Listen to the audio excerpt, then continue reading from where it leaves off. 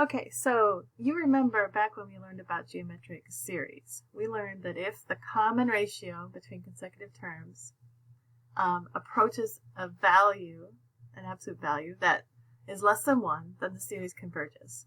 So just to refresh your memory, a geometric series looks like this. We have the summation from 1 to infinity of some constant times a common ratio, r, to the power n minus 1. Okay? And we learned that if the absolute value of r is less than 1, then it converges. Okay? So, and that gives rise to the idea of the ratio test.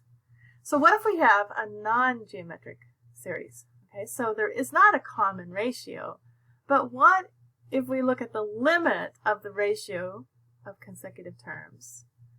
And can we figure something out from the limit of the ratio of consecutive terms? So if that limit approaches a constant, then it turns out we can deduce some information about that series.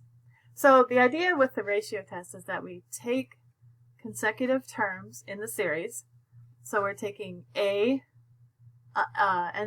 plus 1 over an, right? We're taking the ratio of two consecutive terms and looking at the limit as n goes to infinity.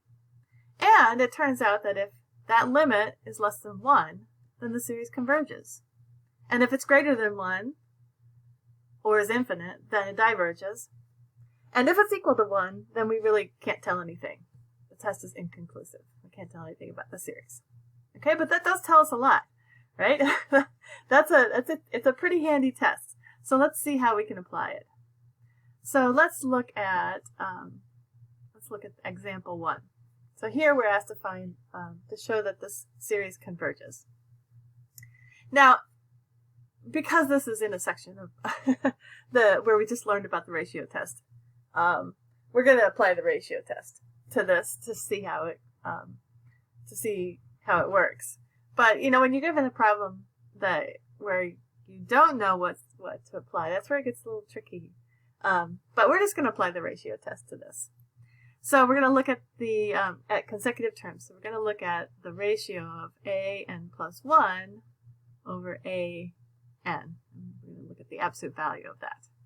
Okay, so an plus 1 is just going to be 1 over n plus 1 factorial. All right, and we want essentially 1 over an. So I'm just going to take the reciprocal. Instead of dividing by an, I'm going to multiply by the reciprocal of an. Okay, same thing, right? So it's going to be n factorial over 1. All right, so remember how factorials work. This n plus 1 factorial would be n plus 1 times n minus 1 times n minus 2, and so on. So it's essentially n plus 1 times n factorial, right? And so what I can do is I can cancel this n factorial with this n factorial. So what I have left is 1 over n plus 1. So the next thing we have to do is just look at the limit. The limit as n goes to infinity of 1 over n plus 1. And that's equal to 0, and that's definitely less than 1. So the ratio test tells us that the series converges. The series converges